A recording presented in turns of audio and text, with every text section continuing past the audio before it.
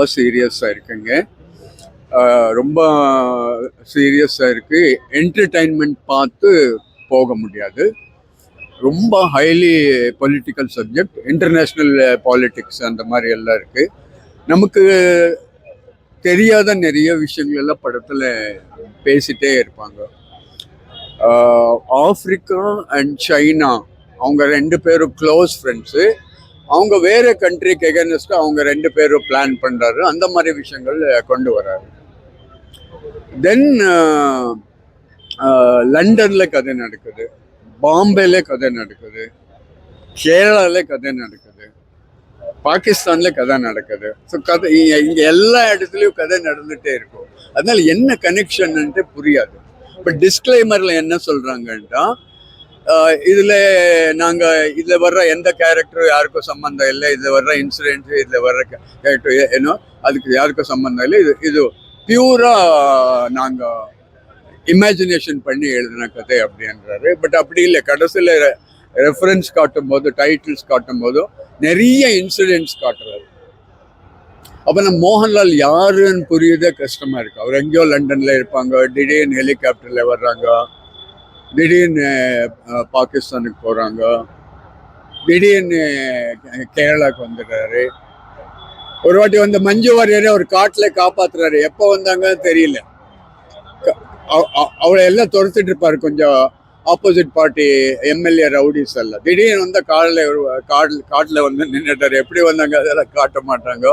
இவர் அவரோட எல்லாம் சண்டை போடுறாரு. படம் ரைஃபிள் வந்துச்சுன்ட்டு கதை போச்சு. ரைஃபிள், பிஸ்டோலு, ஹைடெக் கன்ஸ் எல்லாம் வந்துட்டுன்ட்டு கதை முடிஞ்சிச்சு. ஃபர்ஸ்ட் 1 hour இல்லை, இன்டர்வல்குள்ள மோகன்லால் 2 minutes தான் வர்றாங்க. 2.5 minutes ஹையஸ்ட். ப்ளஸ்ஸும் மைனஸ் நான் சொல்ல மாட்டேன். என்கிட்ட மோகன்லால் நிறைய படத்தில் இன்டர்வல் மேல எல்லாம் வந்திருக்காங்க. இன்டர்வல் மேல எல்லாம் என்டர் ஆயிருக்கேன் நான் பார்த்த படம் எல்லாம். ஸோ பட் இங்கே மோகன்லால் நாங்கள் ரசிக்கிற மாதிரி இல்லை. இது ஆக்சுவலி நாங்கள் ஒரு ஸ்கிரிப்ட் தான் என்ஜாய் பண்ணல தவிர யாரதோ பர்ஃபார்மன்ஸோ அப்படியெல்லாம் ஒன்றும் சொல்ல முடியாது. இதில் பர்ஃபார்மன்ஸ்க்கெல்லாம் வாய்ப்பு இல்லை. மோகன்லால் என்ன பண்ணுறாருன்ட்டு அவங்க டைலாக் சொல்லிட்டே இருப்பாங்க.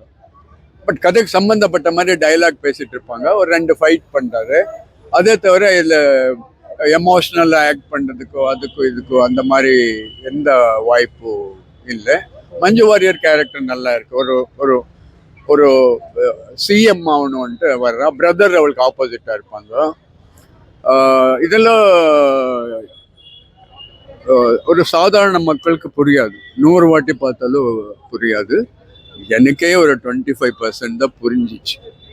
இன்னொரு 4 வாட்டி நான் பார்க்கணும். இன்னும் 4 வாட்டி பார்த்தாலும் 75% தான் புரியுது.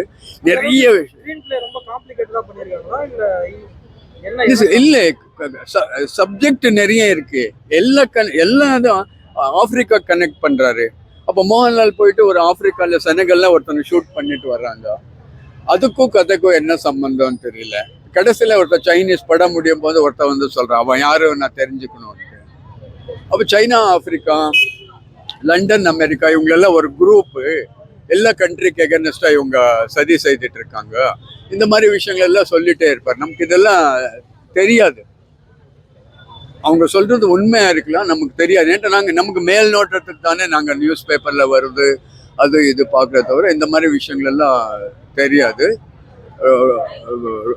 நார்த் பாகிஸ்தான்ல கதை நடக்குது, பாம்பேல கதை நடக்குது, கேரளால கதை நடக்குது. அப்போ கேரளால ஒரு டேம் இருக்கு. அந்த டேம் பத்தி ஏதோ பேசிட்டு இருப்பாங்க. யாரோ ஒரு ராஜா கட்டினானா என்னன்ட்டு எதுக்கு அந்த ரெஃபரன்ஸ் வருதுன்னு தெரியாது. ரொம்ப சீரியஸாக இருக்கு. மோகன்லால் ஒரு ஹையஸ்ட் டோட்டலாக ஒரு 35 minutes தான் வர்றாங்க படத்தில். ஒரு 10 சீனோ 12 சீனோ வர்றாங்க. அங்கே நடிக்கிறதுக்கு ஒன்றும் கிடையாது. இன்னும் is a very great actor. அங்கே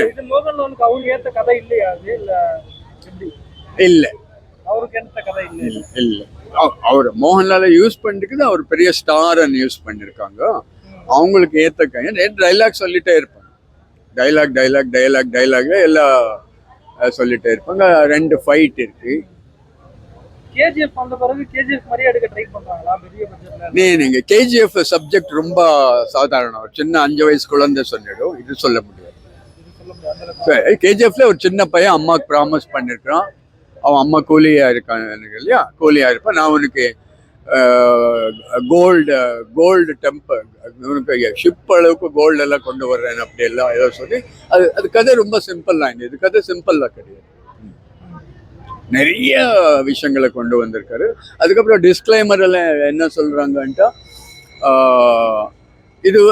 இந்த கதை யாருக்கும் சம்பந்தம் இல்லை, இந்த கதையில வர்றதெல்லாம் ஃபிக்ஷனல் கேரக்டர்ஸு, இந்த இன்சிடென்ட்ஸ் எல்லாம் ஃபிக்ஷனல் கேரக்டர்னு சொல்றாரு. கடைசியில பார்த்தா ஒரு 20 நிமிஷம் ஒரு 15 நிமிஷம் ஒரு டைட்டில்ஸ் பக்கத்துல போறது, இந்த கதைக்கு சம்பந்தப்பட்ட மாதிரி நிறைய விஷயங்கள் காட்டுட்டே இருப்பாங்க.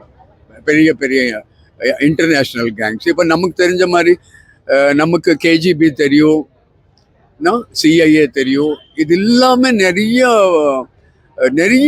இன்டர்நேஷ்னல் ஸ்பை ஆர்கனைசேஷன்ஸ் இருக்கும். நமக்கு ஸ்பெயின், இட்டலி, அங்கே எந்தெந்த மாதிரி ஸ்பை, இப்போ நம்ம CIA very easy, KGP Russian agents.